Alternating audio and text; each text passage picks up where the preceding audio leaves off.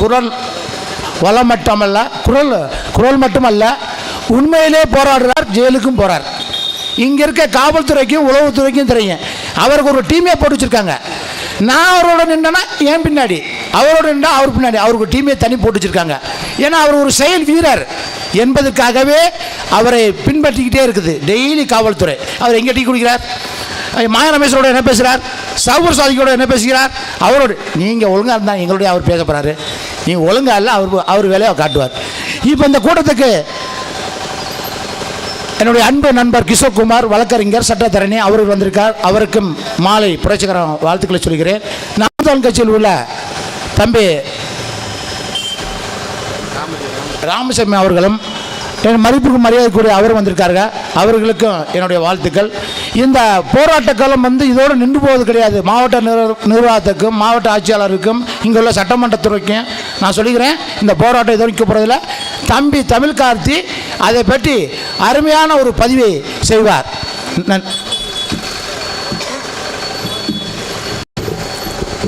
நீரின்றி அமையாத உலகு எங்கள் தமிழ் தேசிய தலைவன் பிரபாகரனும் தமிழரசனும் இன்றி அமையாது எங்கள் வாழ்வு. யாருக்கும் அஞ்சோம், எதற்கும் அஞ்சோம், எப்பொழுதும் அஞ்சோம் என்ற தமிழினத்தின் கொள்கையை ஏற்று நாங்கள் இங்கே கூடியிருக்கின்றோம். நாம் இருப்பதோ தமிழ்நாடு அரசு, நாம் இருக்கும் இடமோ தமிழ்நாடு, நாம் மொழியோ தமிழ். ஆனால் இங்கே ஆள்கின்ற அரசு திராவிட மாடல் என்று மணிக்கு ஒரு முறை கூவிக்கொண்டே இருக்கிறது. திராவிடமும் தமிழ் இல்லை, மாடலும் தமிழ் இல்லை. இதுதான் இந்த தமிழ்நாட்டுடைய லட்சணம். இங்கே இருக்கிற அவல நிலைகள் அதுதான். இதை நாம் சொல்லி என்ன சொல்வது என்று தெரியவில்லை. இங்கே நாட்டில் பல்வேறு பிரச்சனைகள் இருக்குது. இந்த காரைக்குடியில் எடுத்துக்கிட்டோம்னா பல்வேறு பிரச்சனை இருக்குது.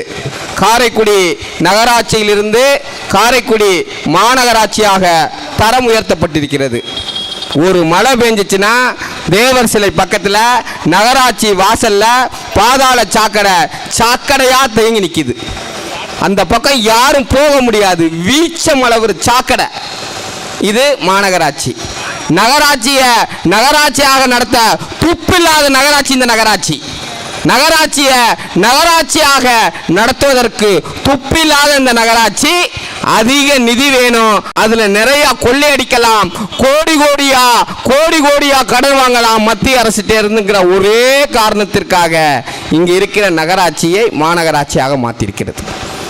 பல்வேறு ஊராட்சிகள், இங்க சங்கராபுரம் ஊராட்சி, அரியக்குடி ஊராட்சி, மாநகிரி ஊராட்சி, பல்வேறு வகையான ஊராட்சிகள்.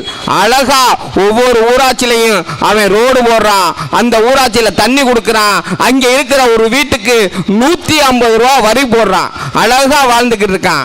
அவனோட வாழ்க்கையில மண்ணள்ளி போடுறதுக்கு, அவனுடைய வாழ்வாதாரத்துல மண்ணள்ளி போடுறதுக்கு இவங்க இங்க இருக்கிற அயோக்கியர்கள் கோடியா குமிக்கிறதுக்கு மாநகராட்சிங்கிற ஒரு திட்டத்தை கொண்டு வந்து இருக்கிற எல்லா ஊராட்சிகளையும் காரைக்குடியோடு இணைத்து விட்டார்கள். அதற்கும் போராட்டம் பண்ணோம். இங்க வேடிக்கை பார்க்கிற மக்கள் யாராவது எதுக்குப்பா மாநகராட்சி ஆக்குறீங்க, ஏன் மாநகராட்சி தேவைன்னு கேள்வி கேட்டீங்களா? கேட்கல. நீங்க கேட்க மாட்டீங்க. உங்களுக்கு எப்ப உரைக்கும் தெரியுமா?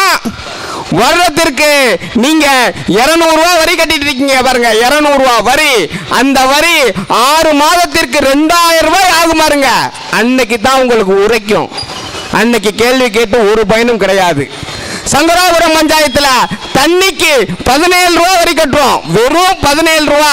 காரைக்குடி மாநகராட்சி ஆனால் தண்ணிக்கு 700 ரூபாய் நீங்கள் வரி கட்ட வேண்டிய சூழல் வரும். அன்னைக்கு உங்க மொழி பிதுங்கி நிற்கும், ஒன்றும் பண்ண முடியாது.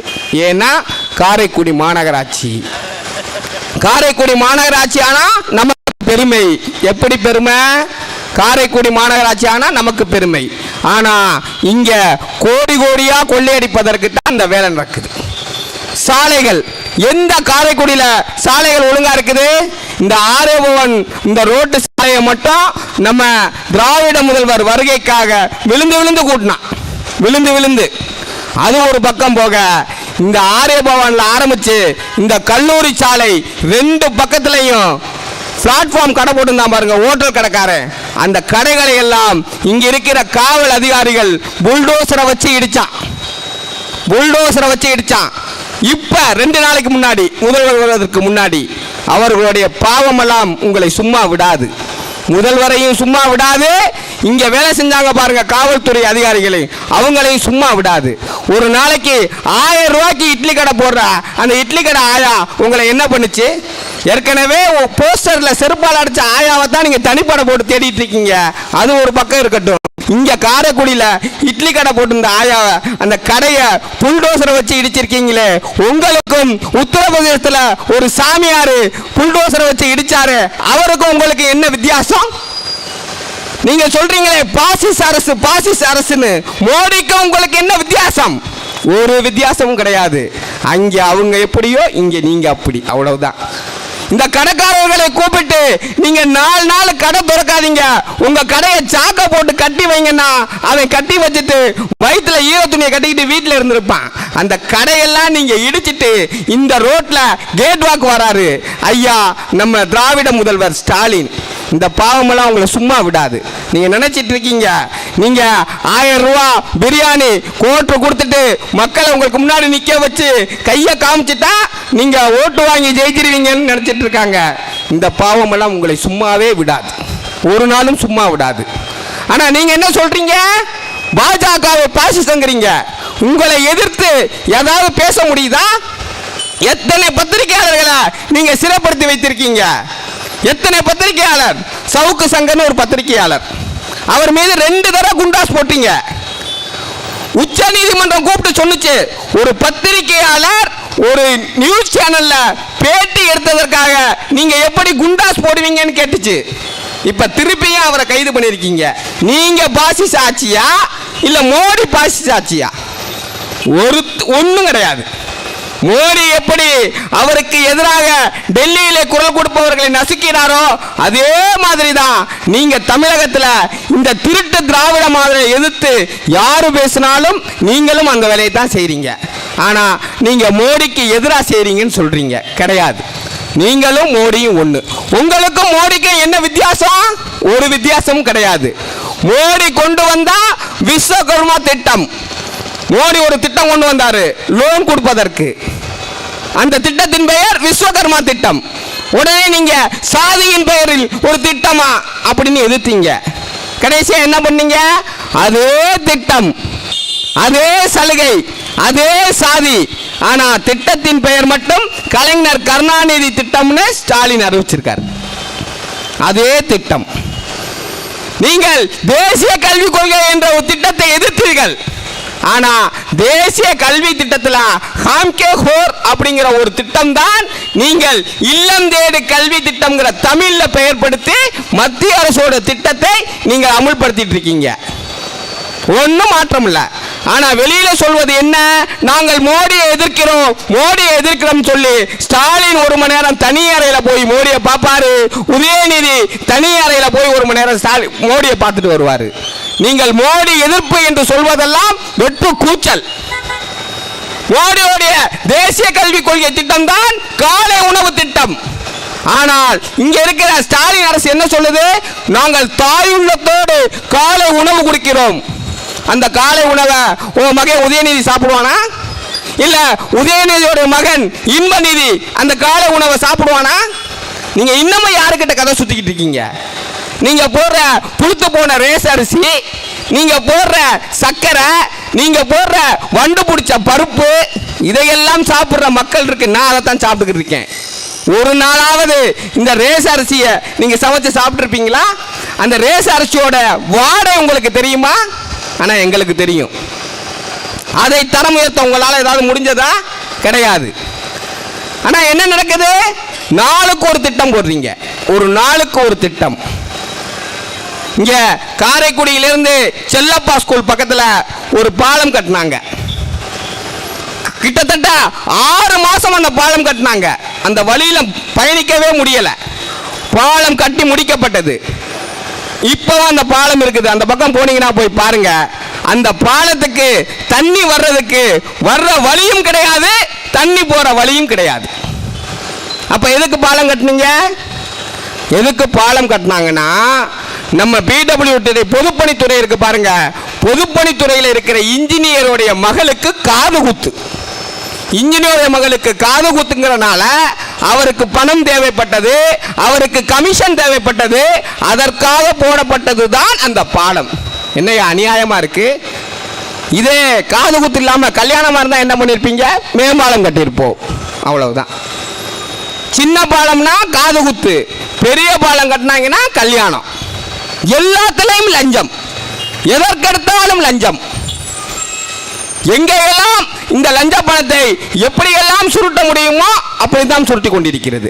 இதற்கு பேர் தான் திருட்டு திராவிட மாடல். நம்ம திராவிட மாடல்லாம் சொல்லக்கூடாது, இதுக்கு பேர் திருட்டு திராவிட மாடல். எத்தனை மனுக்கள் இந்த மனு கொடுத்தா இங்க என்ன நடந்துரும்? ஒன்றும் நடக்காது. சகுபர் சாதிக்கு சொன்ன மாதிரி இங்க மனு கொடுத்தா அந்த மனு அவர் போறதுக்கு முன்னாடி குப்பைக்கு போயிடும், அவ்வளவுதான் நடக்கும். இப்ப நம்ம இங்க எதற்கான கண்டன ஆர்ப்பாட்டம் போட்டோம் அதுக்கு வந்துருவோம். இந்த சங்கரபதி கோட்டை மாமன்னர் மருதுபாண்டியர் வாழ்ந்த கோட்டை. இந்த கோட்டையோட நிலைமை என்ன? இன்னைக்கு நிறைய திமுக காரர்கள், இன்னைக்கு நிறைய திராவிட சொம்புகள் சொல்றாங்க, பத்தாயா ஸ்டாலின் இதுக்கு 9 கோடி ரூபாய் நிதி ஒதுக்கி இருக்காருன்னு. எவன் ஸ்டாலின் 9 கோடி ரூபாய் நிதி ஒதுக்கின்னு சொன்னானோ அவனை செருப்பு கலட்டி அடிக்கணும். கடந்த 15 வருடமாக நானும் இங்கே உட்கார்ந்து இருக்கிற பல தோழர்களும் அதற்கான போராட்டம் எடுத்திருக்கிறோம். இந்த அமராவதி புதூர் சாலையில் அந்த சங்கரபதி கோட்டை முட்களால கருவ முள்ளால மூடி கிடந்தத நானும் மக்கள் மன்ற தலைவர் ராஜகுமாரும் இமயம் சரவணன் மற்றும் பல தோழர்கள் எல்லாம் போய் அங்கே இருக்க முள்ள வெட்டி கோட்டையை வெளியில தெரிய வச்சோம். அதற்கு பரிசு எங்கள் மீது வனத்துறை வழக்கு போட்டது 12 வருடங்களுக்கு முன்பு. பிறகு வனத்துறை அனுமதி, காவல்துறை அனுமதி, மாவட்ட ஆட்சியர் அனுமதியோடு அங்கே பொங்கலிட்டோம். சங்கரபதி கோட்டையை சுற்றுலா தலமாக்குகள் என்று சொல்லி சென்னையிலே ஆர்ப்பாட்டம் நடத்தினோம். அதற்கு பிறகு மறைந்த முன்னாள் முதல்வர் அம்மையார் ஜெயலலிதா 110 விதியின் கீழ் சட்டசபையில் பேசினார். அந்த அம்மா கிட்ட எப்பவுமே ஒரு சிறப்பு இருக்குது, எது செஞ்சாலும் அதுதான் செய்யணும்னு நினைக்கும். அது பேசிச்சு, கிட்டத்தட்ட 24 நிமிடங்கள் பேசியிருக்குது அந்த அம்மா, இன்னும் அவை குறிப்பில் இருக்குது. இந்த மருதுபாண்டியர் எப்படி வாழ்ந்தார்கள், இந்த சிவகங்கை சீமை எப்படி இருந்தது, இந்த மருதுபாண்டியர் தலத்தை நாம் புதுப்பிக்க வேண்டும், அதனால் 110 சிறப்பு விதியின் கீழ் இந்த சங்கரபதி கோட்டையை புதுப்பிக்கிறோம் என்று சொன்னார்கள். அடுத்த காலம் மாறிச்சு, அந்த அம்மா இறந்துட்டாங்க, நிறைய சிக்கல்கள் வந்தது. இன்னைக்கு தேர்தல் வந்துருச்சுல்ல, இன்னும் ஒரு வருடத்தில் தேர்தல் வரப்போகுது. சிவகங்கை மாதிரி எல்லா மாவட்டங்களுக்கும் இந்த திருட்டு முதல்வர் போவார், நிறைய திட்டங்களை போடுவார். அப்படி கொண்டு வரப்பட்டதுதான் 9 கோடி ரூபாய் நிதி ஒதுக்கீடு. இந்த 9 கோடி ரூபாய் நிதி ஒதுக்கீடில் நீங்க என்ன செய்ய போறீங்க? நகராட்சியில கக்கூஸ் கட்டினா கூட நான் கக்கூஸ் 10க்கு 4 அடி கட்ட போறேன்னு, எத்தனை நாள் கட்டுவேன், என்னைக்கு முடிப்பேன்னு ஒவ்வொரு கக்கூஸுக்கு வெளியிலையும் போர்டு வைக்கிற இந்த அரசு ஏன் 9 கோடி ரூபாய் அந்த சங்கரபதி கோட்டைக்கு முன்பு உங்களால் ஒரு தகவல் பலகை வைக்க முடியல? எத்தனை கோடி ரூபாய் அங்கே என்ன வேலை நடக்குது, எதை வச்சு கட்டுறீங்க? எந்த கம்பெனிக்காரனுக்கு, உதயநிதிக்கா, தயாநிதிக்கா, இன்ப நிதிக்கா, யார் அதை கான்ட்ராக்ட் எடுத்திருக்கா, எவனுடைய பினாமி அதை கான்ட்ராக்ட் எடுத்திருக்கா, என்ன செய்ய போறீங்க? ஏதாவது ஒரு திட்ட அறிக்கை அங்க இருக்குதா? கிடையாது. அங்க என்ன நடக்குது? சுத்தி ஹாஸ்பிட்டல் சீட்டை வச்சு அடைச்சிட்டான். சுத்தி உள்ள இருக்கின்ற அந்த கோட்டையை அரசே உடைக்குது. உடைச்சிட்டு கேரளாவில் இருந்து, எங்கிருந்து? கேரளாவில் இருந்து கல் கொண்டாந்து அந்த கல்லை வைத்து கட்டுகிறார்களாம். எப்படி? கேரளாவுக்கு போற கல்லு, கேரளாவுக்கு போற மண்ணு எல்லாம் தமிழ்நாட்டிலேருந்து போயிட்டு இருக்கு. ஆனா 9 கோடி ரூபாய்க்கு கணக்கு காட்டுவதற்காக இவர்கள் கேரளாவிலிருந்து கல்லு வாங்கியாந்து அதை கட்டுகிறார்களாம். இந்த கண்டன ஆர்ப்பாட்டத்தின் மூலம் ஒன்று சொல்லிக்கிறோம், மாவட்ட ஆட்சியர் அவர்களே, உளவுத்துறையே, அங்கே இடிக்கப்பட்ட எல்லா கல்லும் அங்கே வரணும், அங்கே இடிக்கப்பட்ட எல்லா மண்ணும் அங்கே வரணும். உங்கள் கண்ணுக்கு வேணா அது கல்லா இருக்கலாம், மண்ணா இருக்கலாம், என் கண்ணுக்கு எங்கள் முப்பாட்டன் மாமன்னன் மருதுபாண்டியனின் ரத்தமும் சதையும் அது. அங்க இருக்கிற எல்லா கல்லும் எல்லா மண்ணும் எவன் வீட்டில் இருந்தாலும் சரி, அது முத்துத்துறையா இருந்தாலும் சரி, எம்எல்ஏவா இருந்தாலும் சரி, எம்பியா இருந்தாலும் சரி, அந்த மண்ணு இடித்த இடத்திற்கு வரணும். நீங்க என்ன கட்ட போறீங்க, என்ன மாதிரி கட்ட போறீங்க, எல்லா விவரமும் வேணும். சோழியம் குடுமி சும்மா ஆடாதுன்னு பழமொழி சொல்லுவாங்க. நாங்க முதல்ல ஒரு கண்டன போஸ்டர் போட்டோம். என்ன நடக்குது சங்கரபதி கோட்டையில்? சங்கரபதி கோட்டை சிதலமடைந்திருப்பதை யார், எந்த நிறுவனம் அந்த கோட்டையை மறுபுனரமைப்பு செய்கிறதுன்னு ஒரு நோட்டீஸ் போட்டோம். உடனே நோட்டீஸ் போட்ட அடுத்த நாள் யோக்கிய வாரா சிம்மத்துக்கு உள்ள வைங்கிற மாதிரி நம்ம மாண்புமிகு எம்எல்ஏ இங்க இருந்து போயிட்டாரு. அங்க போய் செவத்தை சுரண்டி காமிச்சு இதுதான் சங்கரபதி கோட்டை, இவர் நமக்கு சொல்லிக் கொடுக்கிறாரு, இதுதான் சங்கரபதி கோட்டை. அந்த பக்கம் என்னைக்காவது போயிருப்பாரா? எங்க இருக்காது வரலாறு தெரியுமா? வாங்க விவாதம் பண்ணுவோம். வாங்க ஐயா எம்எல்ஏ அவர்களே, வாங்க விவாதம் பண்ணுவோம். உங்கள் கட்சி தலைமை ப. சிதம்பரம் கண்டிச்சு நாங்க ஒரு நோட்டீஸ் போட்டா அதுக்கு விவாதத்துக்கு வர்றீங்களா? உங்களுடைய கட்சி தலைமைக்கு விசுவாசமா இருக்கீங்களா? சிதம்பரத்துடைய பினாமியா இருக்க உங்களுக்கு கோபம் வருது இல்ல? அப்ப ஏன் முப்பாட்டை மருதுபாண்டியர் பண்ண தொட்டினா எனக்கும் கோபம் வரும், எனக்கும் கோபம் வரும். நான் கேள்வி கேட்பேன். ஒரே ஒரு தடவை போயிட்டு இங்கு சிறப்பாக வேலை நடக்குது, உன்னை யாரு கேட்டா? உங்களை யாருங்க கேட்டா? அப்ப இந்த 9 கோடி ரூபாய் பணத்தில் யார் யாருக்கு பங்கு போயிருக்கு? யாரெல்லாம் இந்த திட்டம் சிறப்பாக நடக்குதுன்னு சொல்றானோ அத்தனை அயோக்கிய பயலுக்கும் கமிஷன் போயிருக்கு. அது முத்துத்துறையாக இருக்கட்டும், எம்பியாக இருக்கட்டும், எம்எல்ஏவாக இருக்கட்டும், மாவட்ட ஆட்சித்தலைவராக இருந்தாலும் கூட அவங்களுக்கெல்லாம் கமிஷன் போயிருக்கு. ஏன்னா இந்த நாய்கள் எல்லாம் ரொட்டி துண்டு போடாமல் குலைக்காது, ரொட்டி துண்டு போடாம வாழை ஆட்டாது. இது ஏன் இந்த திட்டம் நல்ல திட்டம் சொல்லுதுன்னா இங்க கமிஷன் போயிருக்கு. இப்படித்தான் சொன்னாங்க. கூடங்குளம் அணு உலை மிகவும் சிறப்பான திட்டம். எந்த நாயெல்லாம் கூடங்குளம் அணு உலை திட்டம் சிறப்பானதுன்னு சொன்னிச்சோ அவ்வளவு பேருக்கும் கமிஷன் போச்சு. அதே கதை தான் இங்க நடக்குது. பகிரங்க எச்சரிக்கை தெரிவிக்கிறோம். அங்க இருக்கிற கேரளா கற்களை எல்லாம் அகற்றுங்கள். அங்கே என்ன நடக்குது என்பதை மக்களுக்கு வெளிக்கொண்டு வாங்க. அங்க என்ன மாதிரி கட்ட போறீங்கன்னு ஒரு திட்டம் மாதிரி வரைபடத்தை வையுங்க. எங்களுக்கு தெரிஞ்சாகணும். எங்க தாத்தன், எங்க முப்பாட்டன் மாமன்னன் மருதுபாண்டியன் என்ன வேலை செஞ்சிருக்கான், எவ்வளவு உழைச்சிருக்கான், எந்த மக்களுக்கு உள்ள வேலை செஞ்சான்னு எங்களுக்கு தெரியும். தயவு செய்து மாமன்னன் மருதுபாண்டியனை ஒரு சாதியில் அடைக்காதீங்க. அந்த வேலையும் மாயன் ரமேஷ் ஒரு தடவை சாதியில் அடைத்ததையும் செஞ்சாரு. அங்கே அந்த ஏற்கனவே இருந்த சங்கரபதி கோட்டையில் ஒரு சாதி அமைப்பு, அங்கு சாதி பெயரை எழுதியிருந்தது. மாயன் ரமேஷ் மாவட்ட ஆட்சியரை சந்திச்சு மனு கொடுத்து தயவு செய்து மருதுபாண்டியரை ஒரு சாதிக்குள் கொண்டு வராதீங்க. தமிழின் முப்பாட்டன் அவன், தமிழர்களுக்கெல்லாம் சேர்ந்து உழைத்தவன் அவன். நாங்க இப்ப வந்து இங்க உட்கார்ந்துருக்கோமே, நாங்கெல்லாம் பல சாதி மக்கள். சாதிக்காரங்க, இந்த சாதிக்காரன் இவனை தூக்கி பிடிக்கணும் நமக்கு சொல்லிக் கொடுத்ததெல்லாம் திராவிடம். அந்த சாதியை விட்டுட்டு தான் நாங்கள் தமிழராக இங்க ஒருங்கிணைந்து இருக்கின்றோம். நீங்க இந்த திராவிட மாடல் அரசு எந்த திட்டத்தை நீங்கள் இதுவரை இங்க கொண்டாந்து தமிழ்நாட்டில் நீங்க கொண்டாந்து சரியா பண்ணிருக்கீங்க சொல்லுங்க. ஏதாவது ஒரு திட்டம் சொல்ல முடியாது. ஏன்னா இல்ல, உங்கள்கிட்ட நீங்கள் செய்வது அனைத்தும் அயோக்கியத்தனம். கமிஷன் கிடைக்குதுன்னா நீங்க என்ன வேணாலும் பண்ணுவீங்க.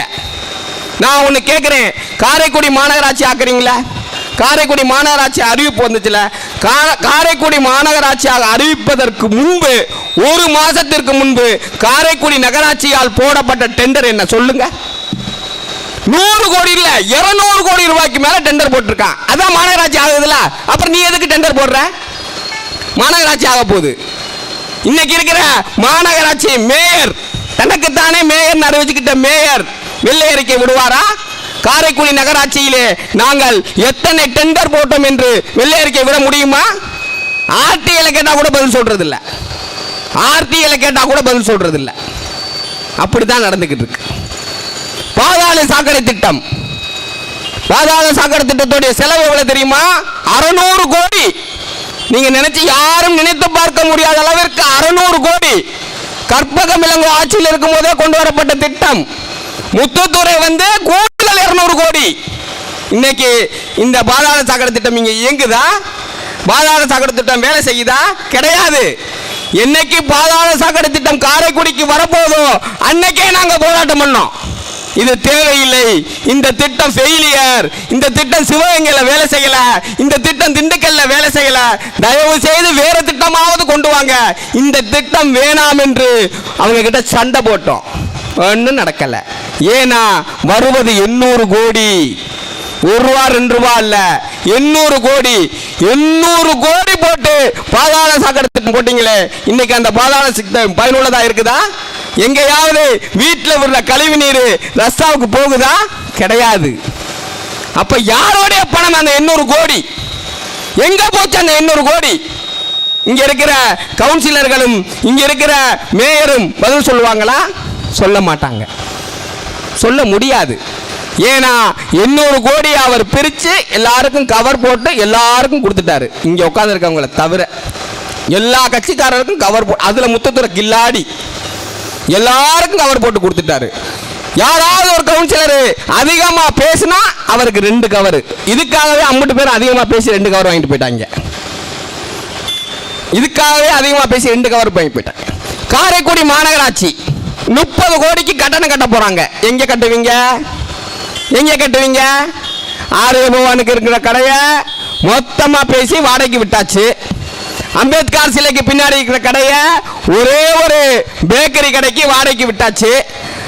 நம்ம நகராட்சிக்கு எதிர இருக்கிற கடையை ஒரு செட்டியாருக்கு மொத்தமா வித்தாச்சு. எல்லா இடத்தையும் வித்துட்டீங்க. இந்த மாநகராட்சிக்கு எங்க கட்டணம் கட்டுவீங்க? யாராவது கேள்வி கேட்டோமா? கட்டுவோம். எங்க கட்டுவோம்? பார்க் இருக்கு தெரியுமா? பார்க்கு 3 வருஷமா பூட்டி கிடக்குற பார்க்குன்னு ஒரு பார்க்கு காரைக்குடியில், அந்த பார்க்கை இடித்து விட்டு அங்கே நாங்கள் மாநகராட்சி கட்டடம் கட்டுவோம். ஏன்னா இங்கே நிறைய பார்க் இருக்கு. காரைக்குடியில் கடற்கரை இருக்கு. காரைக்குடியில் நிறைய உல்லாச பொழுதுபோக்கு செய்வதற்கு ஏகப்பட்ட இடம் இருக்கு. அதனால அந்த பார்க் தேவையில்லை. நாங்கள் அந்த பார்க்கை இடித்து விட்டு அங்கே மாநகராட்சி கட்டடம் கட்டுவோம். யார் சொல்லுவா? முத்துத்துறை சொல்லுவாரு. நம்ம எல்லாம் கேட்டுக்கொண்டு இருப்போம். இதுதான் நடந்துட்டு இருக்கு. ஒரு நாள் முழுவதும் பேசலாம். இந்த மாநகராட்சியின் அவலத்தையும், இங்கே நடக்கிற அசிங்கத்தையும், இங்கே நடக்கிற கேவலத்தையும், அதையும் தாண்டி ஆணையரை கையை பிடிச்சி இழுத்துட்டாங்க. மாநகராட்சி ஆணையர் ஒரு அம்மா இருந்தது, அந்த அம்மாவை கையை பிடிச்சி இழுத்துட்டாங்க. எத்தனை பேருக்கு தெரியும்? தெரியாதுன்னு தெரியாது. அந்த அம்மா பாருங்க, அது எப்பேற்பட்ட ஆளு. நம்ம தானே தலைவன் செந்தில் பாலாஜி விட்ட ரெக்கமெண்டேஷன்ல வந்தது அந்த அம்மா. அந்த ஊருக்காரம்மா போச்சு. நகராட்சி மாநகராட்சியே ஒரு 2 நாளைக்கு பரபரப்பா இருந்துச்சு. கையை பிடிச்சி இழுத்த ஆள் யாருன்னு நான் சொல்ல வேணாம், ஆனால் நிறைய பேருக்கு தெரியும். அவரை கூப்பிட்டு உண்டு இல்லைன்னு பண்ணிட்டாங்க. நீ வேற ஆளை கையை பிடிச்சி இழுக்க வேண்டியதானே? செந்தில் பாலாஜி ஆளை ஏன்டா கையை பிடிச்சி இழுத்த? கையை பிடிச்சி இழுப்பியா? இல்லைங்க, நீ ஏன்னா கையை பிடிச்சி இழுத்த? கையை பிடிச்சி இழுப்பியா? கையை பிடிச்சி இழுப்பியா? என்னென்ன அநியாயம் நடக்குது தெரியுமா? இந்த ஆட்சியில் ஒரு பத்திரிகையாளர் சுதந்திரமா இருக்க முடியாது, ஒரு ஆணையர் சுதந்திரமா இருக்க முடியாது. எங்க அண்ணன் ஜாபர் அலி திருமயத்தில் இருந்தார். ஜாபர் அலின்னு அருமையான சமூக போராளி. அங்க இருக்கிற கல்குவாரிக்கு எதிராக போராட்டம் செஞ்சாரு. முந்தா நாள் லாரி ஏற்றி கொண்டு விட்டாங்க. லாரி ஏற்றி அந்த டிரைவர் என்ன பேட்டி கொடுக்குறான் தெரியுமா? ஒரு தடவை ஏத்துனேன், அவர் சாகல, முண்டிக்கிட்டு இருந்தாரு, அப்படியே விட்டுட்டு போனா ஆஸ்பத்திரியில் கூட்டிட்டு போய் காப்பாத்திடுவாங்கன்னு திருப்பி வந்து அவரை ஏத்துனேன். யார் சொல்றது? அந்த டிரைவர் சொல்றான். ஒப்புதல் வாக்குமூலம் கொடுக்குறான். எப்படிப்பட்ட ஆட்சி பார்த்தீங்களா? விஏஓ மணல் கொள்ளையை தடுக்கிற விஏஓ சுதந்திரமாக வாழ முடியாது. டாக்டர் சுதந்திரமாக வாழ முடியாது. பெண் போலீஸ் சுதந்திரமாக வாழ முடியாது. உண்மையாக உழைக்கிற போலீஸ் இங்கே இருக்க முடியாது. இதற்கு பெயர் தான் திராவிட திருட்டு மாடல். எத்தனையோ ஆட்சிகளை நாம் பார்த்திருப்போம். பனகல் ராஜா ஆட்சியிலிருந்து, அண்ணாதுரை ஆட்சியிலிருந்து, பச்சை தமிழர் காமராஜர் ஆட்சியிலிருந்து, தவழ்ந்தே போன எடப்பாடியார் ஆட்சியிலிருந்து, ஓபிஎஸ் பன்னீர்செல்வம் ஆட்சியிலிருந்து, ஜானகி ஆட்சியை கூட பார்த்திருப்போம். இதே மாதிரி கேவலப்பட்ட ஆட்சி இதுவரைக்கும் பார்த்தது கிடையாது. எல்லாத்தையும் மூடி மறைக்கிறாங்க. எதுவும் செய்தி கிடையாது.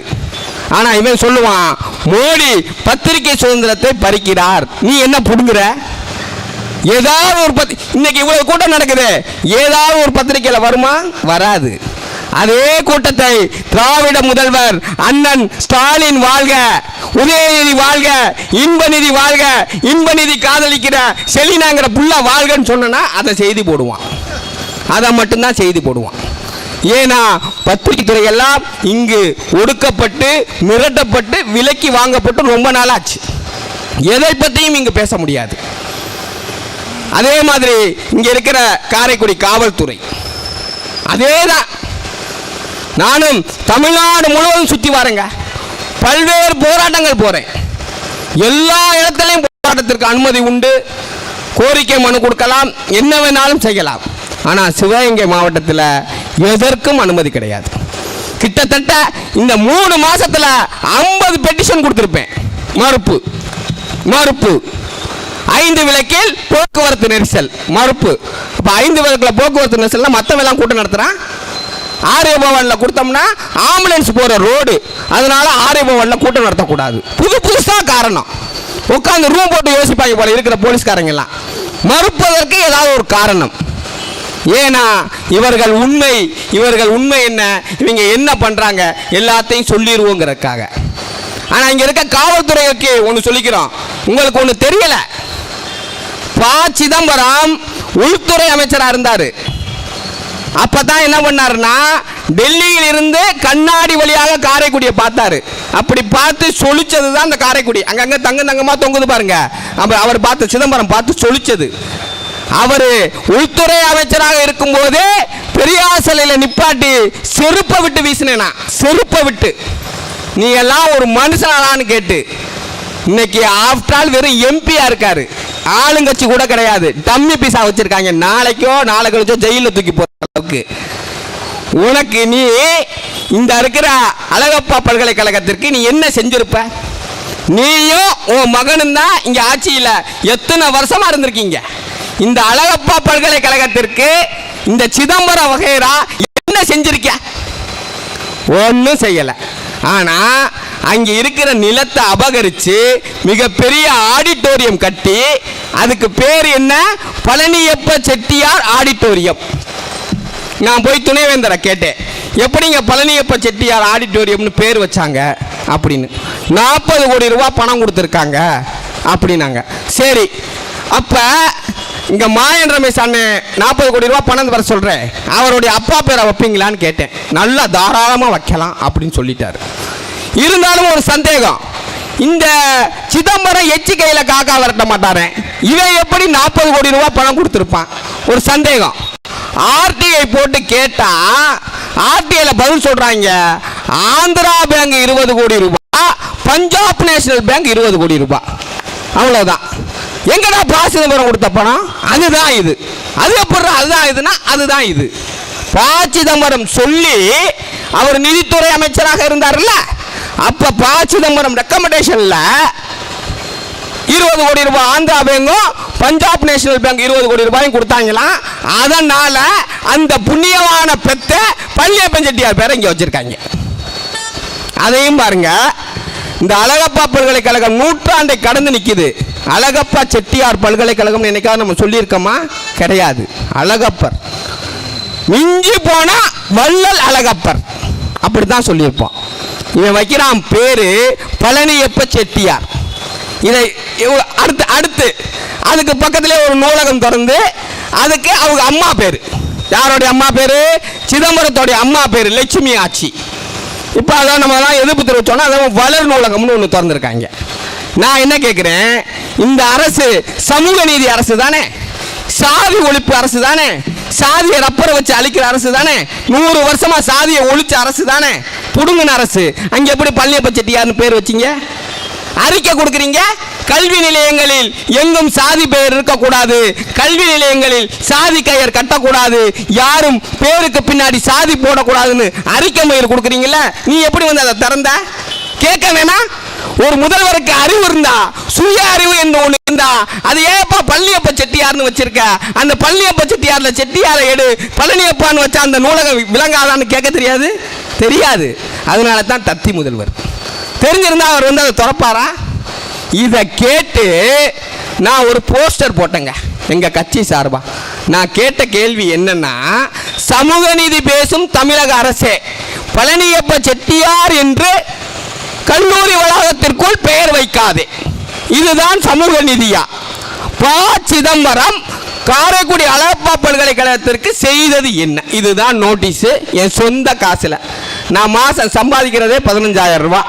அதில் 2,000 ரூபாயை ஒதுக்கி நான் ஒரு போஸ்ட் அடித்தா கஞ்சா விற்கிறவனை விட்டுருவாங்க, கள்ளச்சாராயம் விற்கிறவனை விட்டுருவாங்க, கொள்ளைக்காரனை விட்டுருவாங்க, கொலைக்காரனை விட்டுருவாங்க. என்னையும் அன்னாடங்காட்சிக்கு போஸ்ட் விட்ட வந்தாங்க பாருங்க, 4 பேரையும் கொண்டாந்து போலீஸ் ஸ்டேஷனில் உட்கார வச்சிட்டாங்க. 4 பேரையும் 4 நாள் 8 ஜாமீன்தார் கொடுத்து போலீஸ் ஸ்டேஷனில் கையெழுத்து போட்டுட்டு வெளியில் வரோம். எப்படி இருக்கு பாருங்க, இதுதான் சமூக நீதி. ஏங்க வழக்கு? நீங்க பொது இடத்துல போஸ்ட் ஒட்டியிருக்கீங்க. இந்த திராவிட நாயகனே, திராவிட நாயே, இன்ப நிதியே, உதயநிதியே 100 போஸ்ட் ஒட்டியிருக்காங்களே, அதெல்லாம் உங்க கண்ணுக்கு தெரியல? 100 போஸ்ட். அழகப்பா பல்கலைக்கழகம் கல்லூரி வளாகம், அங்க பெரிய பெரிய பைப்புல கொடி ஊண்டிருந்தாங்களே, அதெல்லாம் இங்க இருக்க போலீஸ்காரங்க கண்ணுக்கு தெரியல? தெரியாது. ஏன்னா அதுவும் திராவிட போலீஸ். தெரியாது, அதுவும் திராவிட போலீஸ். அடுத்து என்ன நடக்குது? முதல்வர் வராரா, நமக்கு குண்டிக்கு பின்னாடியே ஒரு ஆள் வருவாங்க. தமிழ் கார்த்தி எங்க போறீங்க? யோ ஒண்ணுக்கு இருக்க போறேயா, சரி போயிட்டு வாங்க. தமிழ் கார்த்தி எங்க போறீங்க? டீ குடிக்க போறேயா, போயிட்டு வாங்க. சகுபர்சாதிக்கு பின்னாடியே 2 பேர். தயவு செய்து காரைக்குடியில் கஞ்சா இருக்கா இல்லையா? நான் வாங்கி தரேன். காரைக்குடியில் கஞ்சா நான் வாங்கி தரேன். இந்த எங்க குண்டிக்கு பின்னாடி அனுப்புறீங்களா போலீஸ், அதுல ஒருத்தனை அவங்க பின்னாடி அனுப்பியா? காரைக்குடியில் கள்ளச்சாராயம் இருக்கு. டாஸ்மார்க் 12 மணிக்கு திறக்கிறீங்க, காலையில் 6 மணிக்கு குவார்டர் கிடைக்குது. அவன் பின்னாடி போயா போலீஸ்காரன், அவன் பின்னாடி போ. தொடர் கொள்ளை, அத்தனை கொள்ளை நடக்குது, அவன் பின்னாடி போடா. ஹான்ஸ் விற்கிறான், பான்பராக் விற்கிறான். இருக்கிற கல்லூரி மாணவர் எல்லாம் போதைக்கு அடிமை ஆயிட்டான். ஆனா முதல்வர் என்ன டிவியில் விளம்பரம் பண்றாரு, போதையை விட்டு ஒழிங்கள், நாங்கள் டாஸ்மார்க்கில் விற்பது நல்ல சாராயம், அதை மட்டும் வாங்கி கொடுத்து எங்களுக்கு அஜானாவை நிரப்புங்கள், போதையை விட்டு ஒழியுங்கள் விளம்பரம் பண்ணிக்கிறாரு. எங்களுக்கு பின்னாடி அனுப்புற போலீஸ தயவு செய்து வேலை பார்க்க விடுங்க. இருக்கிற போலீஸ்காரங்க எல்லாம் நல்லவங்க, இப்பதான் புதுசா பதவியில வந்திருக்காங்க, ரொம்ப நல்ல மனிதர்கள். அவங்களை நீங்க அச்சுறுத்தாம இருந்தீங்கன்னா அவன் கஞ்சா விற்கிறத தடை செஞ்சிருவான், போதை பொருள் விற்கிறத தடை செஞ்சிருவான். ஏற்கனவே ஸ்டாலின் ஐபிஎஸ்னு ஒருத்தர் இருந்தார், அவர் இருக்கும் பொழுது ஒரு கஞ்சா கிடையாது, ஒரு கஞ்சா கிடையாது. அவரை எப்படியாவது மாற்ற வேண்டும் இங்க இருக்கிற பல நபர்கள் போராடினாங்க. அவர்கிட்ட நடந்த ஒரு உரையாடலை சொல்றேன் கேளுங்க. மாண்புமிகு அமைச்சர் ஒருத்தர் அவர்கிட்ட பேசுறாரு, அந்த அக்யூஸ்டை விட்டுடுங்கன்னு. சரி நான் விட்டுடுறேன் அப்படின்னு சொல்லிட்டு இவர் போன் அடிக்கிறாரு, நான் கூட நிற்கிறேன். போன் அடிச்சு, ஐயா அமைச்சர் அவர்களே, சாக்கோட்டை ஒன்றியத்தில் எனக்கு தெரிஞ்ச ஒருத்தர் இருக்காரு, அவரை சாக்கோட்டை ஒன்றிய பொறுப்பாளராக போடுங்க அப்படின்னு கேட்டார். நேரடியாக கேட்டாருங்க. அதுக்கு அந்த அமைச்சர் என்ன சொன்னார் தெரியுமா? யாரை ஒன்றிய பொறுப்பாளர்னு போடுறதுக்கு எனக்கு தெரியும், நீ என்ன ரெக்கமெண்ட் பண்றேன்னு கேட்டாரு. அடுத்த நொடி இவர் கேட்டாரு, எந்த அக்யூஸ்ட பிடிச்சி உள்ள வைக்கணும்னு எனக்கு தெரியும், ஏன் பதவிக்கு நீ வேலை சொல்லாத. நான் ஐபிஎஸ் படிச்சுட்டு வந்தேன், உன்ன மாதிரி கிடையாது. படித்து ஐபிஎஸ்ல முதல் 10 ரேங்களை எடுத்து தமிழ்நாட்டுக்குள்ள வேலைக்கு வந்திருக்கேன். நீங்க நினைக்கிறீங்க ஐபிஎஸ்ல எவன் முதல் 10 மார்க் எடுக்கிறானோ அவன் தான் உள்நாட்டில் வேலை பார்க்க முடியும். இங்க இருக்காம பாருங்க, ஹிந்திக்காரன், யூபி, பீகார்காரன் எல்லாம் அவன் எல்லாம் 90வது இடம் 95வது இடம் எடுத்திருப்பான். அதனால அவனை தூக்கி தமிழ்நாட்டில் போட்டிருப்பாங்க ஐபிஎஸ்ஸா. இங்க தமிழ்நாட்டு ஐபிஎஸ் ஒருத்தர் இருக்காம பாருங்க, ஸ்டாலின் மாதிரி நபர்கள், அவர்கள்லாம் முதல் 10 மதிப்பெண். அவன் கேட்டாங்க அமைச்சர்கிட்ட, இப்ப வருதா உனக்கு கோபம், உன் வேலையில் நான் தலையிட்டா உனக்கு கோபம் வருதா, அது மாதிரி என் வேலையில நீ தலையிடாதுன்னு சொன்னான். நேரடியா சொன்னாரு அவரு. அதனாலதான் அவரை தூக்கி விட்டாங்க. கன்னியாகுமரியில் இருக்காரு இப்போ, அதனாலதான் அவரை தூக்கி விட்டாங்க. நான் என்ன கேட்கிறேன், அவரு இருக்கும்போது சட்ட ஒழுங்கை பாதுகாக்க முடிஞ்சதில்ல, கஞ்சா இல்லாத காரைக்குடியா இருந்ததில்ல. இன்னைக்கு காரைக்குடி முழுவதும் கஞ்சா இருக்கு, யாரு பொறுப்பேற்ப? யாரு பொறுப்பேற்பீங்க? டிஎஸ்பி பொறுப்பேற்பீங்களா? இன்ஸ்பெக்டர் பொறுப்பேற்பீங்களா? யாரு பொறுப்பேற்பீங்க? நாங்க என்னங்க அவ்வளவு கொலை குற்றமா பண்ணிட்டோம்? வீட்டில் தூங்க விடுறது கிடையாது, கவர்னர் வந்தா பின்னாடி போலீஸ், முதல்வர் வந்தா பின்னாடி போலீஸ். எதுக்கு என்ன ஆட்சி பண்றீங்க? உங்க கேவலமான ஆட்சியில மக்களே துரத்தி அடிக்கக்கூடிய ஆட்சி பண்ணிக்கிட்டு நீங்க எங்களுக்கு ஏன் கடிவாளம் போடுறீங்க? ஏன் கடிவாளம் போடுறீங்க? கேவலப்பட்ட ஆட்சி. இந்த ஆட்சி மாதிரி ஒரு கேவலப்பட்ட ஆட்சி இந்த தமிழ்நாட்டிலே கிடையாது. மறுபடியும் நம்ம சப்ஜெக்ட்குள்ள வந்துடுவோம். இந்த கண்டன ஆர்ப்பாட்டத்திற்கு 3 மாதம் அனுமதி கேட்குறோம். இன்னைக்கு தான் கொடுத்துருக்காங்க. அதுவும் கடைசி நேரத்தில் அனுமதி இல்லைனாங்க. நாங்கள் பரவாயில்ல, அனுமதி இல்லாவிட்டாலும் நாங்கள் நடத்துவோம் என்று சொல்லி இந்த கூட்டத்தை நடத்திக்கிட்டு இருக்கோம். மரியாதையாக சொல்கிறோம், இங்கே இருக்கிற சங்கரபதி கோட்டையை மீட்டெடுப்பது எங்களுடைய கடமை மட்டுமல்ல, கேட்டுக்கொண்டிருக்கிற உங்களுடைய கடமையும் கூட. அங்கே இருக்கிற உடைக்கப்பட்ட கற்கள் எவன் வீட்டுக்கு போனாலும் சரி அந்த கல் அங்கே வந்து ஆகணும். அங்கே இருக்கிற கற்களை எல்லாம் அகற்றப்படணும். என்ன திட்டம் வச்சிருக்கீங்கன்னு வரைபடம் வேணும். 9 கோடி ரூபாய்க்கு என்ன செலவுன்னு வேணும். இல்ல நாங்க அதுல வந்து எம்எல்ஏக்கு கமிஷன் கொடுத்துட்டோம், மேயருக்கு கமிஷன், அதாவது சொல்லு. நாங்க இத்தனை சதவீதம் மேயருக்கு கொடுத்துருக்கோம், இத்தனை சதவீதம் எம்பிக்கு கொடுத்துருக்கோம், இத்தனை சதவீதம் எம்எல்ஏ, அதையாவது சொல்லி தொலைய. அதைத்தான் நாங்களும் கேட்கிறோம். 10 கோடி ரூபாய் மக்கள் பணம். 10 கோடி ரூபாய் யாருடைய பணம்? நம்மளுடைய பணம். நம்ம வாங்குற 1 ரூபா தீப்பெட்டியில 40 காசு நம்ம அரசாங்கத்துக்கு வரி கட்டுறோம். நீங்க நினைக்கலாம் உங்களுக்கு அந்த 10 கோடிக்கு சம்பந்தம் இல்லைன்னு. நீங்க வாங்கி திங்கிற 1 ரூபா சாக்லேட்ல 40 காசு அரசுக்கு வரி கொடுக்கிறோம். அதுல வந்ததுதான் அந்த 10 கோடி. அதனால அந்த 10 கோடி பணத்தையும் கேட்பதற்கு நமக்கு உரிமை இருக்குது. அதனால வெள்ளை அறிக்கை வெளியிடணும். அந்த பணம் எங்கு செலவழியுது, அந்த டெண்டர் எடுத்திருக்கிறது யாருடைய பினாமின்னு தெரிய வேணும் எங்களுக்கு. யாருடைய பினாமி, அங்க என்ன கட்டப்படுறீங்க, அதோடைய மாதிரி வரைபடம் என்ன, எல்லாம் தெரிஞ்சு அங்கே வேலை நடக்கணும். அதையெல்லாம் விட்டுட்டு நாங்க இந்த வேலையை முடிச்சு அந்த பணத்தை ஏப்ப விட்டுருவோம் நினைச்சீங்கன்னா இந்த கண்டன கூட்டமா இருக்காது, அது வேற கூட்டமா மாறிடும்.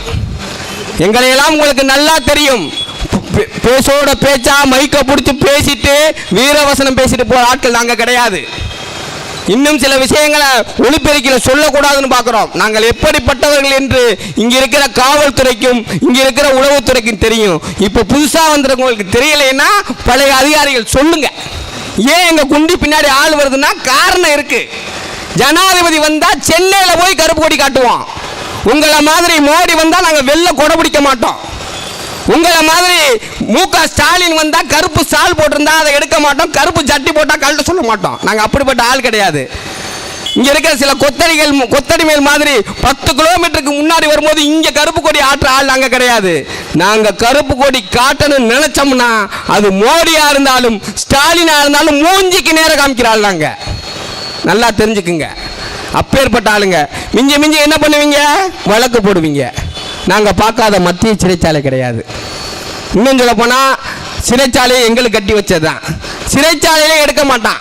என்னையெல்லாம் திருப்பத்தூருக்கு கூட்டிகிட்டு போனீங்கன்னா அவன் திருப்பத்தூரில் இடம் இல்லைன்னு சொல்லி அனுப்பிச்சிடுவான், வேற எங்கேயாவது கூட்டிகிட்டு போங்கன்னு. ஏன்னா தெரியும் அங்கே போய் நாங்கள் என்ன பண்ணுவோம்னு. 3 மாதம் இல்லை 30 மாதம் நீ சிறையில் வச்சாலும் திருப்பி வந்து அதே வேலையை செய்வோம், அதே வேலையை. அதனால சும்மா வெத்து கூட்டம் போட்டுட்டு இருக்கோம், ஒரு கண்டன ஆர்ப்பாட்டம் போட்டுட்டு இருக்கோம்லாம் நினைக்காதீங்க. இது எச்சரிக்கை ஆர்ப்பாட்டம். அது மத்திய அரசாக இருந்தாலும் சரி, மாநில அரசாக இருந்தாலும் சரி, மாநகராட்சி அரசாக இருந்தாலும் சரி, வட்டிக்கு வாங்குற அரசாக இருந்தாலும் சரி, கட்டிங் வாங்குற அரசாக இருந்தாலும் சரி, எல்லா அரசுக்கும் சேர்த்து சொல்கிறோம். இது எச்சரிக்கை கூட்டம். சங்கரபதி கோட்டை எங்க தமிழரின் கோட்டை. நீங்க இல்லாத திராவிடத்தை திராவிடம் திராவிடம் திராவிடம் சொல்லி தமிழை அழித்ததெல்லாம் போதும். இது தமிழரின் கோட்டை. முப்பாட்டன் எங்களுடைய மருதுபாண்டியர் வாழ்ந்த பூமி. உலகம் முழுவதும் தமிழன் தலை நிமிர்ந்து நிற்பதற்கு இங்க எண்ணிக்கையற்ற தமிழர்கள் உயிரை கொடுத்திருக்காங்க. அந்த சங்கரபதி கோட்டை சாதி கடந்து மதம் கடந்து புனிதமான கோட்டை.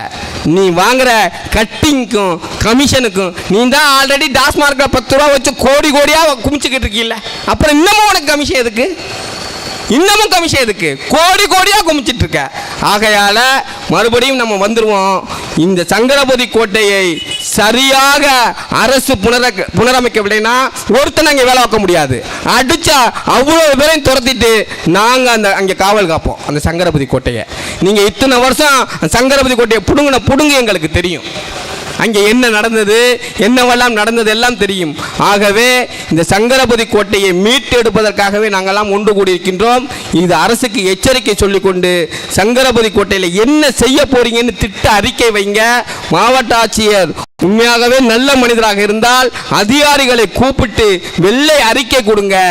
எல்லா வேலையும் ஒரு மக்களுக்கு தெரிகிற மாதிரி செய்யுங்க. இது மக்களாட்சி, இது ஒன்று ஸ்டாலின் சர்வாதிகார ஆட்சி கிடையாது. திராவிட திருட்டு ஆட்சி நீங்க சொல்லிக்கலாம், நாங்கள் உங்களை தேர்ந்தெடுத்திருக்கின்றோம். ஆகவே மக்களின் பூமியான சங்கரபதி கோட்டையை மீட்போம். இதுபோன்று இன்னும் பல போராட்டங்களுக்கு நாங்கள் தயாராக இருக்கிறோம் என்று சொல்லி விடைபெறுகிறேன். நன்றி.